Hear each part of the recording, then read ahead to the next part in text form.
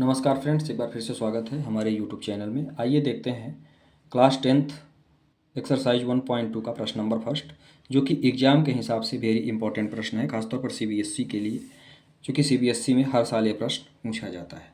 तो चलिए स्टार्ट करते हैं। सबसे पहले तो ये बोल रहा है कि prove that root 5 is a irrational. ये बोल रहा है कि रूट 5 एक इरेशनल नंबर है, ये आपको प्रूफ करना है। तो अब हम इसका उल्टा लेके चलेंगे। क्या हम मान लेंगे कि जो रूट 5 है वह एक रेशनल नंबर है, और इसके बाद देखते हैं हम कैसे इस प्रश्न को सॉल्व करते हैं। तो सबसे पहले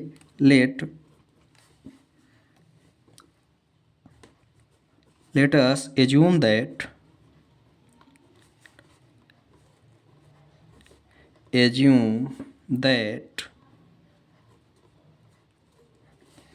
root 5 is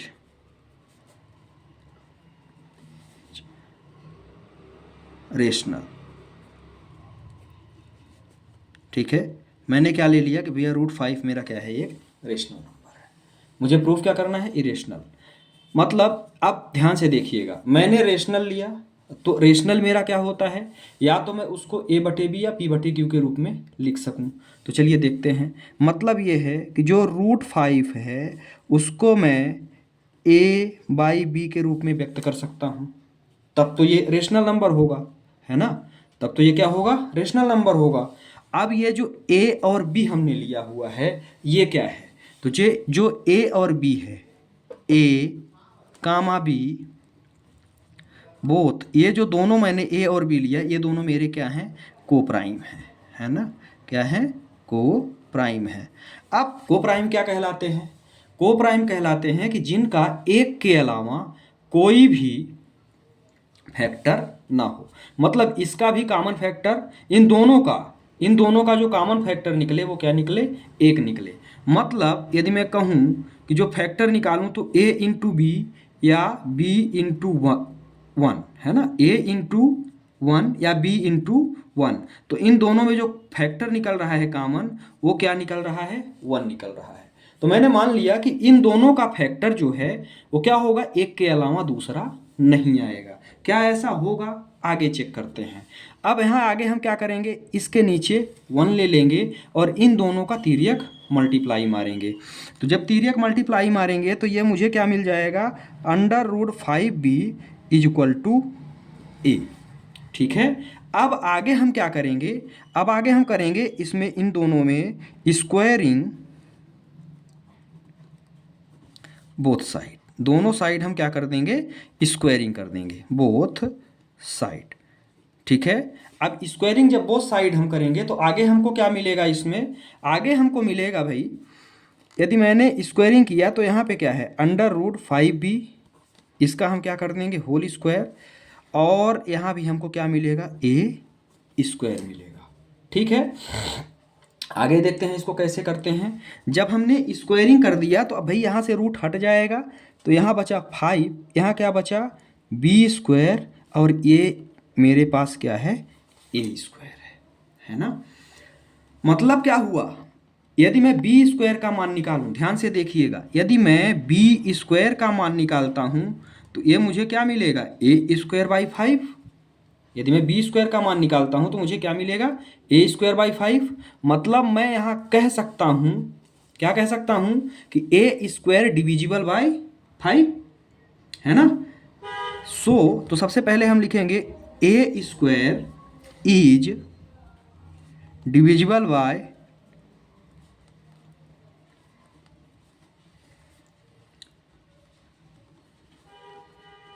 5।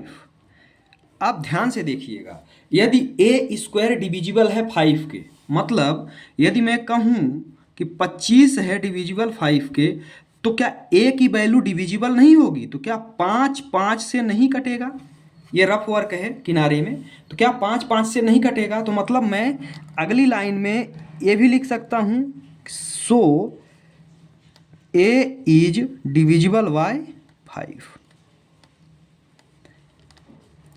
Divisible by 5। यदि a स्क्वायर 5 से डिविजिबल है तो a स्क्वायर भी a भी 5 से डिविजिबल होगा। ठीक है, ये यहाँ तक समझ में आपके आया।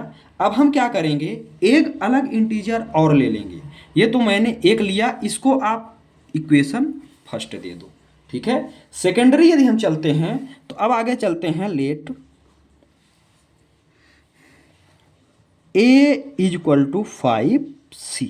अब मैंने क्या लिया, ए इज इक्वल टू 5c।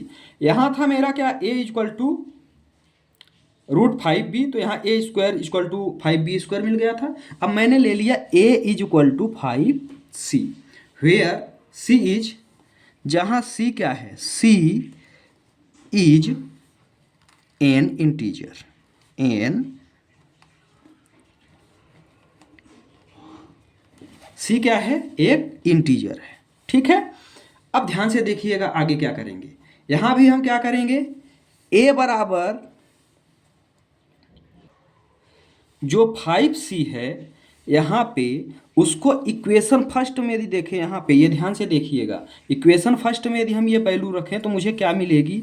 तो अब यहाँ आप लिखोगे फ्रॉम, सॉरी, इक्वेशन फर्स्ट से, तो आप क्या लिखोगे, फ्रॉम इक्वेशन फर्स्ट।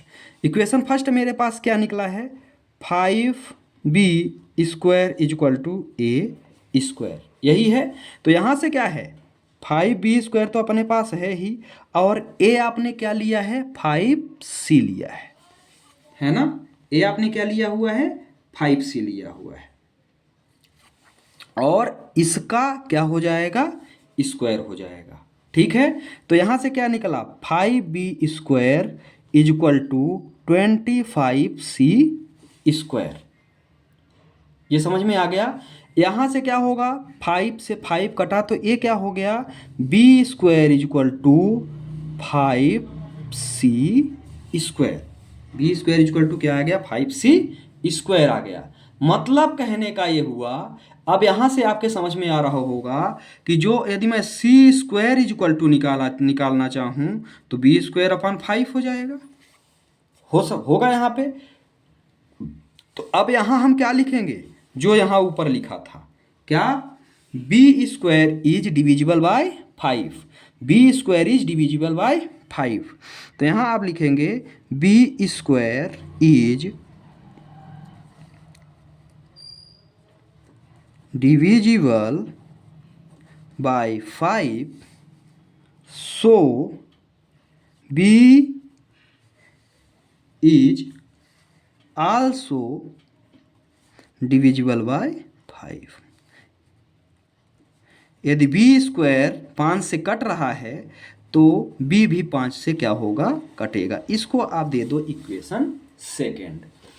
अब आगे चलते हैं, इक्वेशन फर्स्ट में आपने क्या निकाला भाई, इक्वेशन फर्स्ट में आपको क्या मिला, आप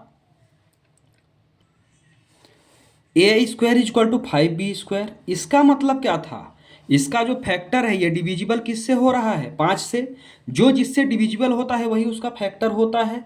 यहाँ भी यदि मैं देखूँ तो a का फैक्टर मुझे क्या मिल रहा था, 5, b का फैक्टर मुझे क्या मिल रहा था, 5, और मैंने जो मान के चला था वो मान के क्या चला था, मान के चला था कि ये दोनों a और b दोनों को प्राइम हैं। मतलब इसका जो फैक्टर निकलेगा वो कॉमन फैक्टर ओनली क्या निकलेगा, 1 निकलेगा, सिर्फ 1। लेकिन यहाँ तो कॉमन फैक्टर क्या निकल रहा है, 1 के अलावा निकल रहा है ना। तो जो हमने मान के चला था वो हमारा गलत था। तो अब हम क्या चलेंगे, अब आगे लिख देंगे a and b having common factor, common factor 5। इन दोनों का जो कॉमन फैक्टर है वो क्या निकला, 5। तो जो हम मान के चल रहे थे वो हमारा मानना क्या था, गलत था। तो अब आगे आप क्या लिखेंगे इसमें, so this contradiction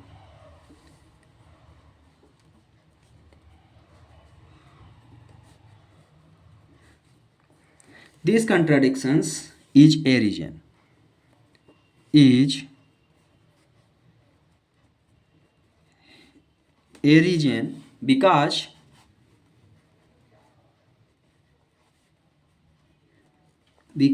my assumption is wrong। या आवर एजम्पशंस इज रॉन्ग।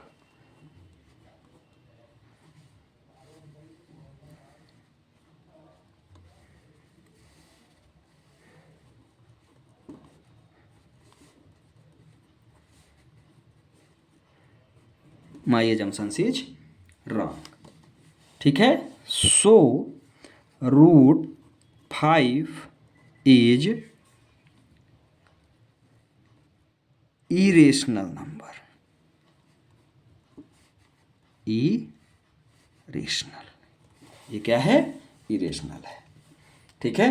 तो आशा करता हूँ ये प्रश्न आपके समझ में आया होगा। ये बहुत ही इंपॉर्टेंट प्रश्न है 10वीं के हिसाब से, आपके एग्जाम के हिसाब से ये 10th का प्रश्न है, और आपके एग्जाम के हिसाब से खास तौर पर CBSE वालों के लिए तो बहुत ही इंपॉर्टेंट प्रश्न है। इसलिए इस प्रश्न की बहुत अच्छे से आप तैयारी करेंगे व्यवस्थित तरीके से और अपने एग्जाम में करके आएंगे। बहुत बहुत धन्यवाद।